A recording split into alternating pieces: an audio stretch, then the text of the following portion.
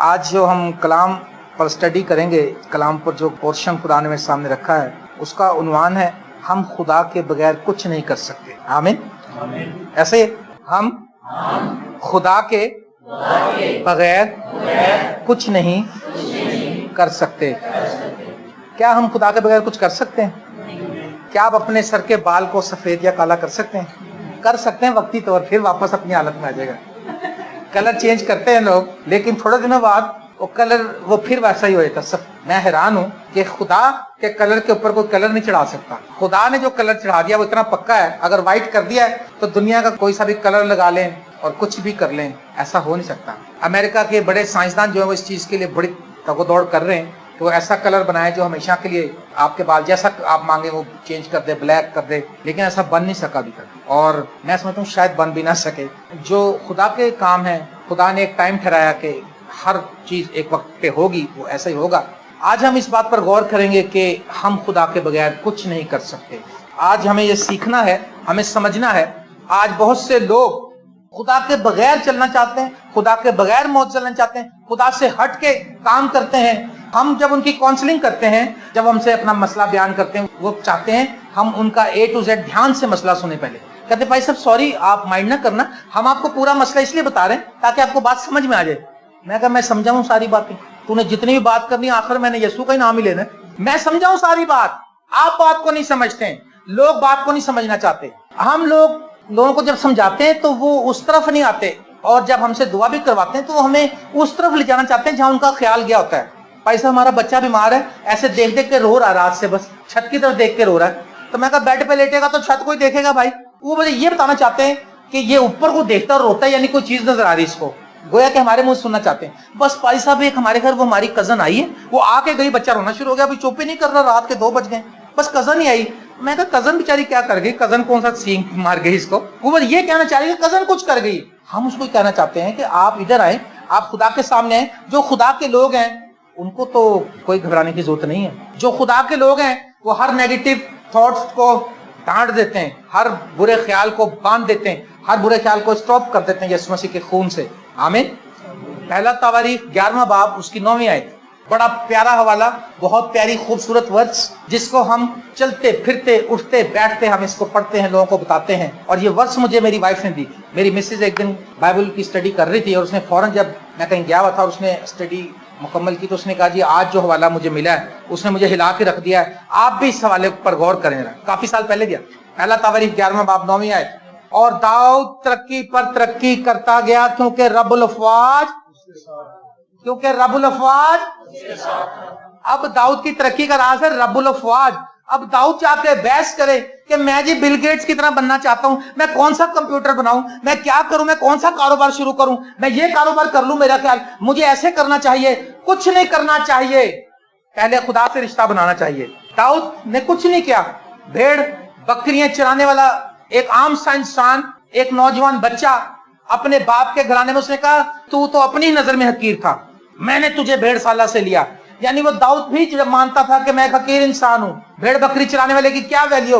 और उसके भाई कुछ जंग में जाते थे, कुछ जंग के हीरो थे, उन्होंने बड़ी तालीम हासिल की थी, मशकें की थी जंगी, और जनाब वो बड़े माहिर थे और सारा कुछ। लेकिन ये बेचारा सिर्फ भेड़ बकरियों को ही हकाता फिरता था जंगल में। लेकिन एक काम करता था, भेड़ बकरियां चारा खाती थी, वो कलाम का चारा खाता था। वो अपनी बांसुरी पकड़ता था और वो बजाना शुरू करता था, वो अपना बरबत पकड़ता था और बजाना शुरू करता था, और फलाखन पास रखता था और उसमें पत्थर भी रेडी रखता था। अगर कुछ जानवर था उसको वहीं से बैठा, उसका निशाना ऐसा था, उसके 300 जवान ऐसे थे दाऊद के, जो लेफ्ट और राइट दोनों हाथों से फलाखन घुमा के निशाना बाल के बराबर मार लेते थे। यानी आप एक पेंसिल की लकीर लगा दें या एक बाल जैसा वहां पर रख दें, कभी इसको मारना है आपने, वो राइट हैंड से भी मार लेगा और उल्टे हाथ से भी मार लेगा।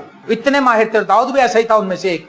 और दाऊद जो था उसको सब जानते थे कि जंगी हीरो, जब वो आता था जंग करने, नहीं भी लड़ता था तो लोग कहते थे कि दाऊद की लीडरशिप में फौज आ रही है, उनका कमांडर दाऊद है। और दाऊद भी जब एक हाथ से तलवार चलाता था तो 300 को मार देता था। मेरे प्यारे अजीज दोस्तों, लेकिन उसकी तरक्की का राज हम खुदा के बगैर कुछ नहीं कर सकते। दाऊद तरक्की पर तरक्की करता गया क्योंकि रब्बुल अफ़वाज उसके साथ था।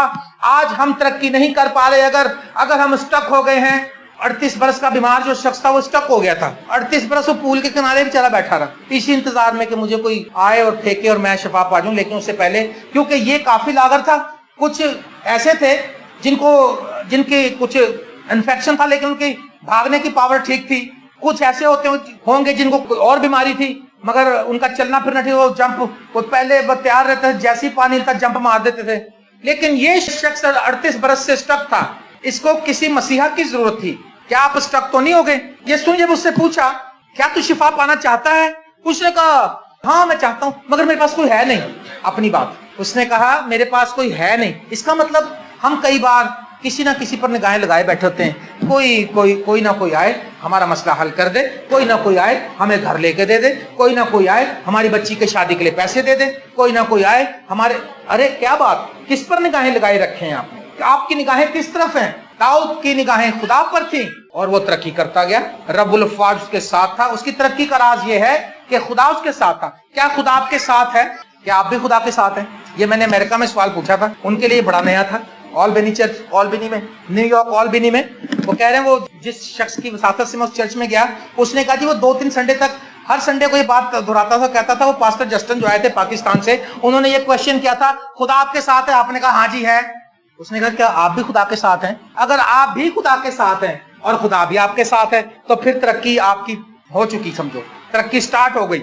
लेकिन अगर खुदा ही खुदा आपके पीछे फिर रहा है, खुदा आपके पीछे फिर रहा है, हम आगे के फिर रहे हैं, वो दरवाजे पर खटखटा रहा है, नॉक कर रहा हो, मेरी बेटी खोल, मेरी बेटी दुआ कर ले, टाइम है तेरे पास? मेरे बेटे जरा कलाम पढ़ ले, टाइम है तेरे पास ताकि मेरी बातों को तू समझ ले?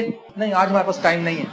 मेरे अजीजों, वो शख्स स्टक हो गया था और उसको एक मसीहा की जरूरत थी। वो मसीहा के बगैर शिफा नहीं पा सकता और 38 बरस से वो इंतजार में था कि कोई आए मुझे।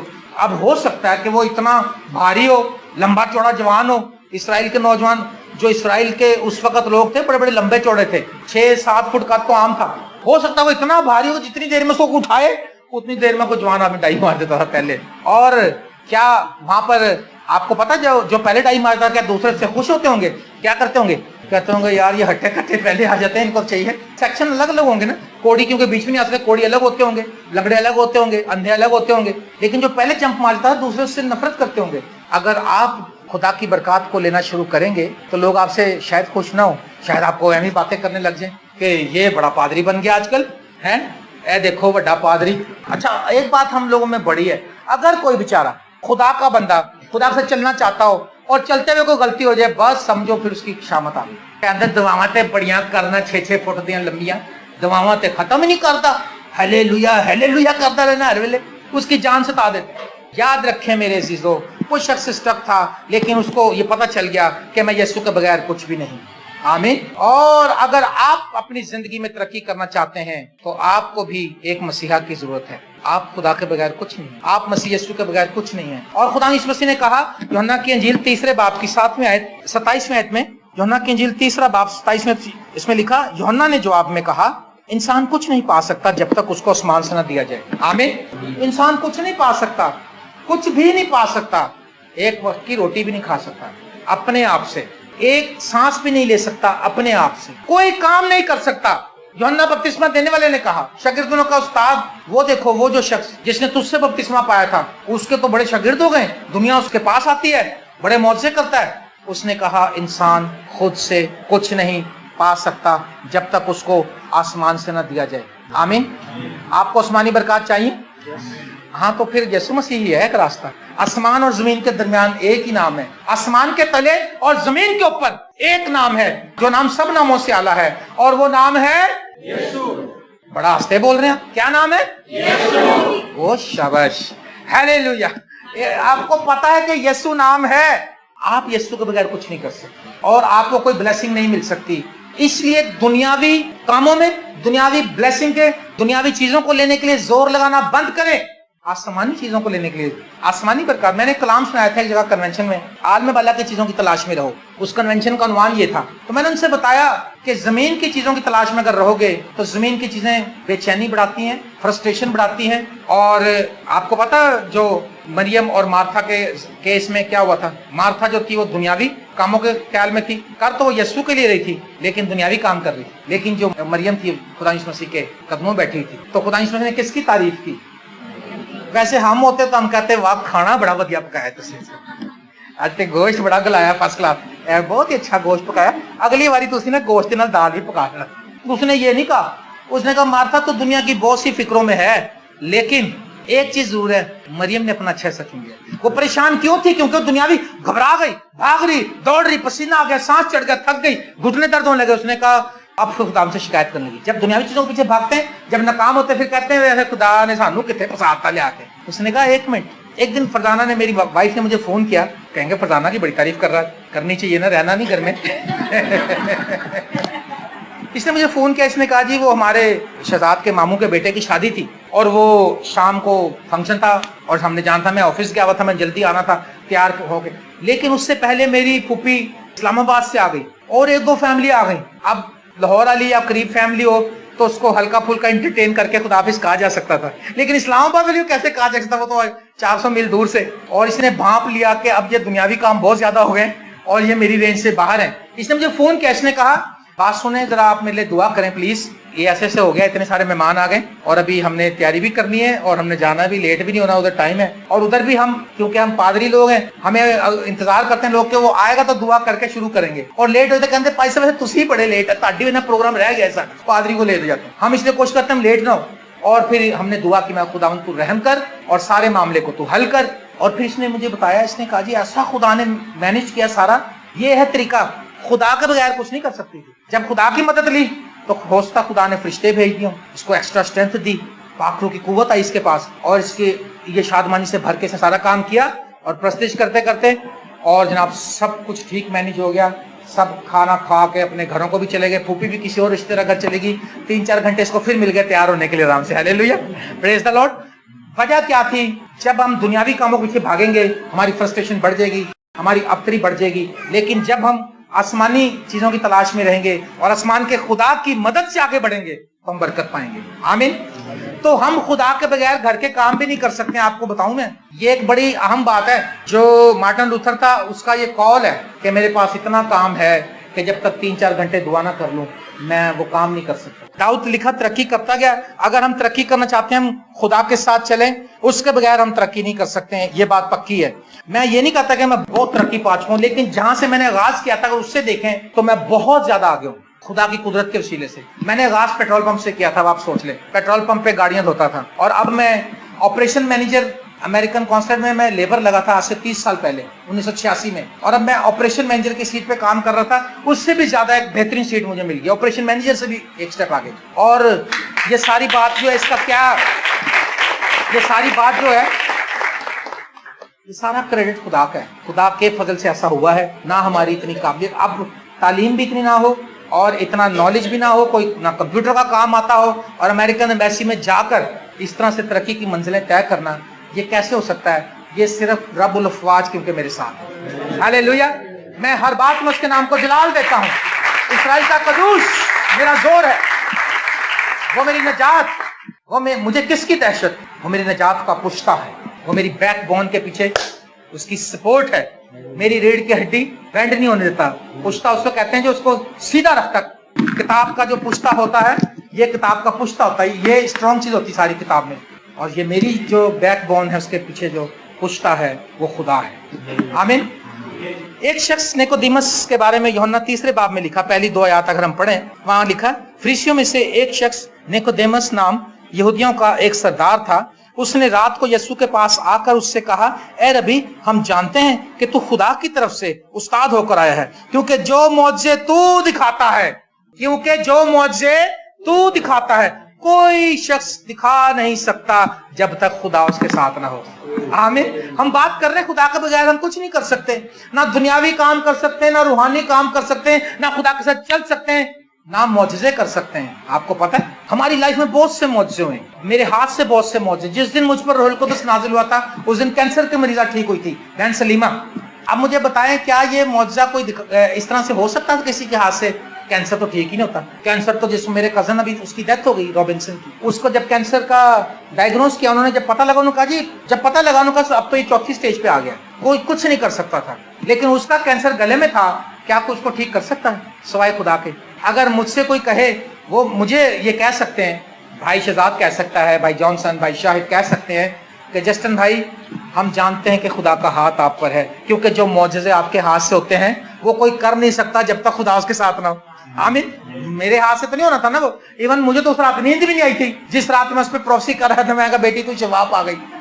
तो बेटी का सुबह ऑपरेशन था, रात को मेरी आंख खुली, शैतान की तरफ से ख्याल आया, उसने कहा तू ये बड़ी गलत बात क्या है, तेरी इंसल्ट होगी वहां पे। मैंने कहा खुदावंद आगे हमें लोग, मैं उम्र काफी कम थी, मैं 18-20 साल का था मैं, तो मैंने कहा आगे वो कहते हैं ये बच्चे बच्चे भागे फिरते, इनको क्या पता है। और यकीन कर मुझे रात नींद ना आए, मैं इधर दुआ करूँ, इधर को जाऊँ तो उसका मुंह सामने बहन सलीमा का, इधर को मुंह करूँ तो बहन सलीमा का मुंह सामने, और मुझे ऐसे दिल में शैतान डाले कि वो मर गई तो फिर तू तो दुनिया के सामने क्या है। मैं फिर उठा रात को घुटने टेक के मैं रोया खुदा के, मैं खुदावंद अगर ये तेरी आवाज थी तो मुझे इत्मीनान चाहिए। और इंस्टेंटली खुदा ने मुझे ऐसा इत्मीनान दिया, खुदा का फिक्र मत, सो जा, मैं सो जाऊंगा निश्चय नाल जदों मैं लेट जाऊंगा। मैं कहा फिर अब मैं सो जाता हूँ। और कल मुझे उसका फोन, और अगले दिन शाम को उन्होंने दोपहर को फोन कर दिया, उन्होंने कहा जी मुबारक हो, कैंसर कुंसर निकल गया, इधर इकट्ठा हो गया था सारा, अब वो उसको उन्होंने ऑपरेशन करके ठीक ठाक कर दिया। उन्होंने कहा इसकी आवाज भी ठीक रहेगी, पहले उन्होंने उसका सांस का कनेक्शन भी खत्म कर देना था, और उसकी आवाज अब पहले से भी ज्यादा हो गई, अब बोलती वो चौथी गली तक आवाज जाती। पहले कहते थे तेरी आवाज बंद हो जाएगी। क्या कोई ऐसा मौजज़ा कर सकता अगर खुदा उसके साथ ना हो? कर सकता है? नहीं कर सकता। हाँ, उसने निकोदेमुस ने कहा खुदावंद हम जानते हैं कि तू उस्ताद होकर आया है, तू जो मौजज़े दिखाता है, nobody can show such kind of work। अगर खुदा उसके साथ ना हो तो कोई भी ऐसे काम नहीं दिखा सकता। ऐसे साइंस सिर्फ उसी शख्स से हो सकते हैं जिसके साथ खुदा हो, और खुदा की कुदरत जब तक साथ ना हो जब तक कुछ नहीं हो सकता। अगर खुदा हमारे साथ नहीं है हम कुछ नहीं कर सकते, और अगर खुदा हमारे साथ है, खुदा की फेवर हमारे साथ होती है, खुदा की फेवर हमारे साथ होती है, तो हम खामखा बरकत पर बरकत पाते हैं। लोग हैरान होते हैं, लोग सड़ते हैं, लोग जलते हैं, कुछ जेलस होते हैं, कुछ ये समझते हैं कि ले भाई एडा ही आंडिया ने बारो है ना। अगर हमारे लोग कोई चीज ले ले, वो पहले ये क्वेश्चन सोचते हैं आई कहां से, तनख्वाह का हिसाब लगाते हैं। अमेरिकन एम्बेसी से चलो ऑपरेशन मैनेजर भी कितनी की तनख्वाह होगी, 50,000 लाख होगी, गड्डी का काम नहीं है ना। हम ये सोचते हैं। मेरे अजीजों, खुदा जब साथ हो तो फिर वो उसकी इकोनॉमी ये ऐसे नहीं हम देख सकते कि यहाँ से कितने आ रहे हैं वहां से कितने आ रहे हैं, क्योंकि उस पर आसमान खुला हुआ होता है। हालेलुया। उसके पास इतना कुछ आ रहा होता है कि उसकी समझ से बाहर होता है। अनवर फजल एक मिसाल हमारे सामने है। क्या कोई इस कदर बुलंदियों पर जा सकता है अगर खुदा उसके साथ ना हो? अब लोगों का क्वेश्चन ये कि आया कितों चंदा इकट्ठा किया जी? चंदा कौन निकलवाता है जेबों में से?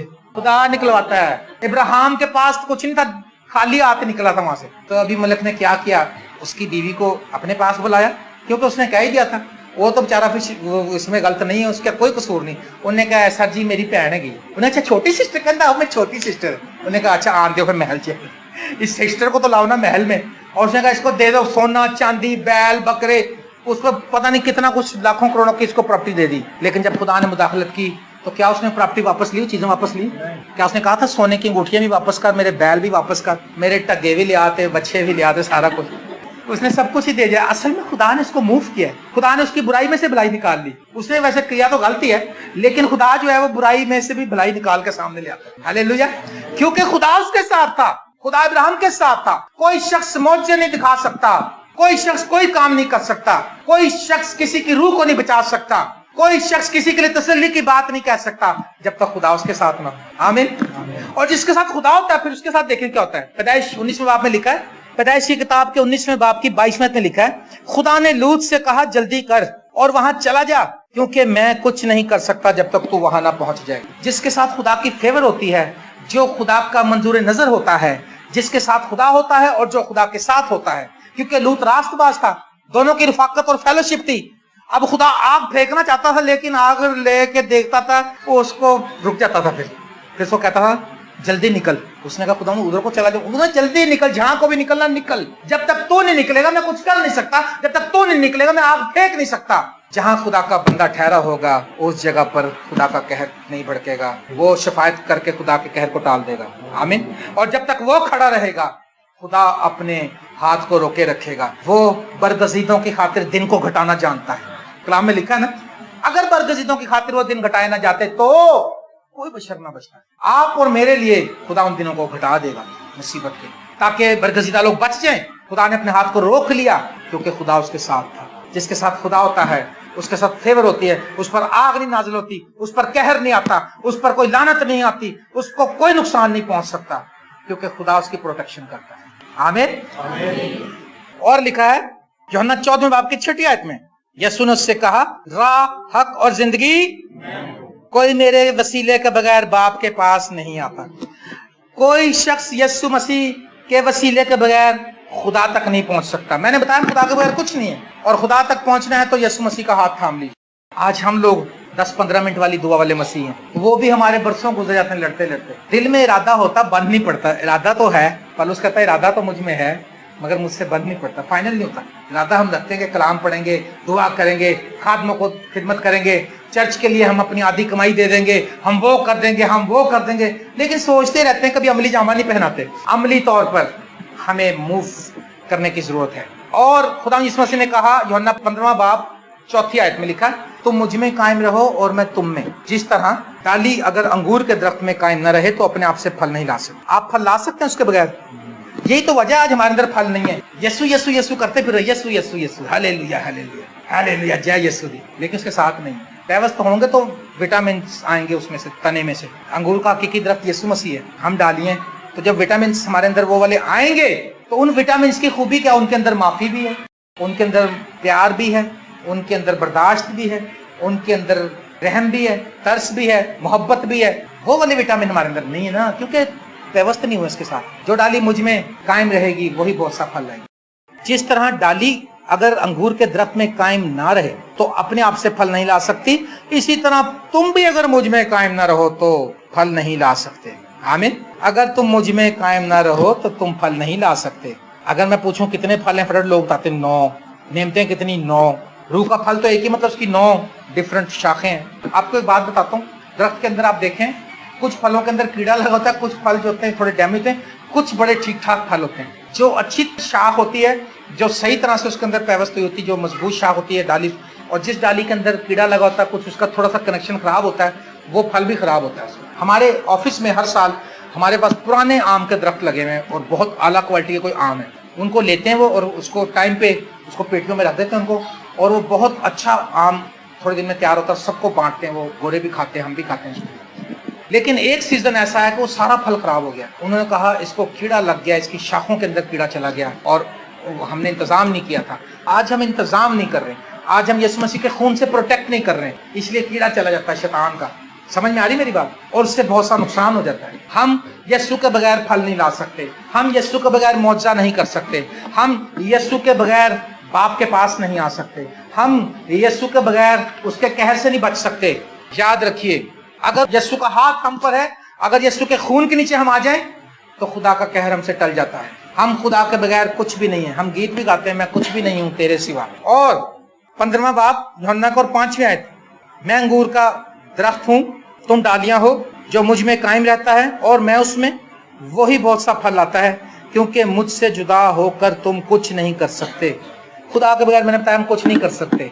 यीशु मसीह ने कहा मुझसे जुदा होकर तुम कुछ नहीं कर सकते। मेरे पास ऐसे बहुत से फोन आते हैं, बैरून मुल्क से भी, अंदरून मुल्क से भी। बैरून मुल्क से मेरे पास अभी एक फोन आता है एक बहन का जो दूसरे मजहब में चली गई, उसने दूसरे मजहब के आदमी से शादी कर ली इंग्लैंड में, और वो शख्स जो है उसको उस तरह से सख्ती से उसको अपने मजहब की पैरवी करने को कहता है। अब वो कहती है खुदा मेरे दिल को जानता है। मैं कहा अगर दिल को जानता तो तू उधर जाती क्यों, गई क्यों थी? अगर तेरा दिल खालिस होता तो उधर ना जाती, तू उसको रद्द करती और तू वेट करती खुदा के कलाम का और खुदा के आवाज का इंतजार करती। अब वो बहुत सी मसाइल बताती मेरा स्टोर था बहुत बड़ा और ये था और वो था, सब खत्म होता जा रहा है। और जो उस शख्स की मोहब्बत थी पहले शादी से पहले, अब वो भी उससे खत्म होती जा रही है। और उसके हस्बैंड के जो रिश्तेदार हैं वो भी इससे नफरत करते हैं, क्योंकि उनको पता है कि ये गैर कौम से आई।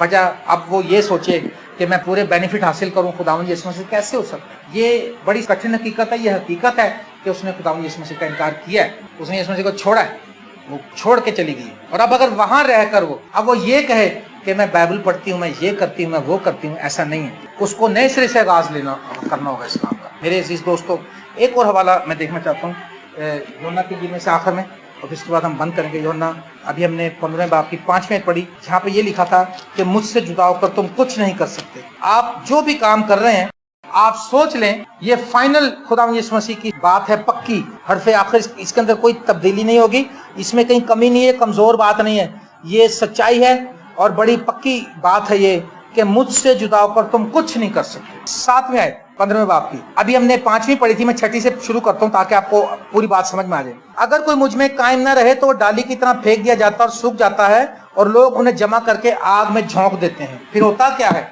जो कायम नहीं रहता वो आग में झोंक दिया जाता और वो जल जाती है। तुम अगर मुझ में कायम रहो और मेरी बातें तुम में कायम रहें, अगर तुम मुझ में कायम रहो और मेरी बातें तुम में कायम रहें, तो जो चाहो मांगो। क्या मांगो? जो को लंबा कर लो जितना मर्जी, जो जितना सांस उतना कर लो, जो यहाँ से लेके अमेरिका तक चले जाओ, जहाँ जितनी लंबाई आप नाप सकते हैं, जो चाहो मांगो वो तुम्हारे लिए हो जाएगा। कैसे?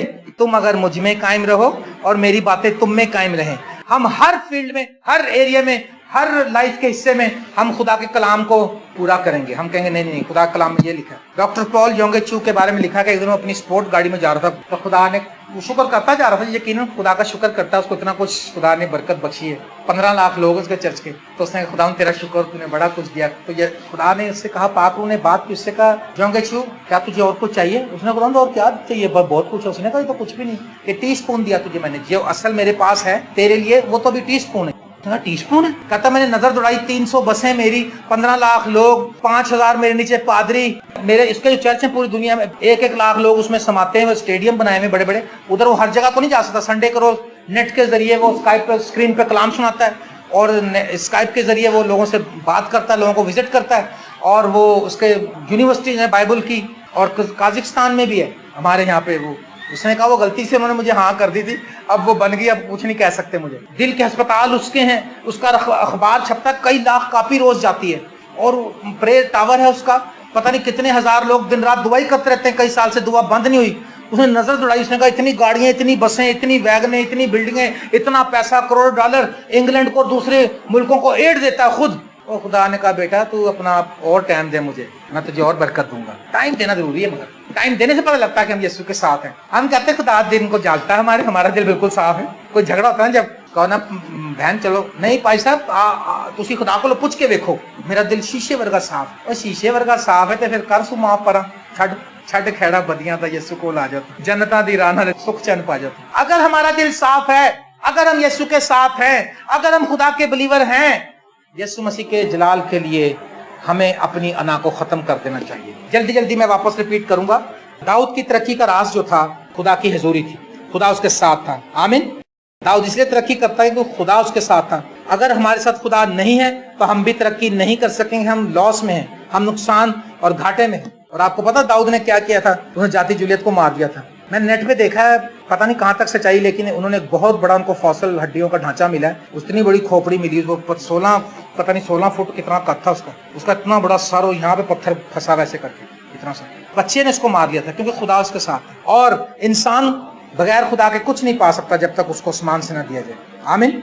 इंसान कोई मौजज़ा नहीं दिखा सकता जब तक खुदा उसके साथ ना हो। और जब खुदा साथ हो तो खुदा की फेवर की वजह से वो बड़े बड़े कहर भी उसके ऊपर से टल जाते। पूरे सदोम और अमूरा को तबाह कर दिया गया, लेकिन लूत को खुदा ने बचा लिया। Praise the Lord.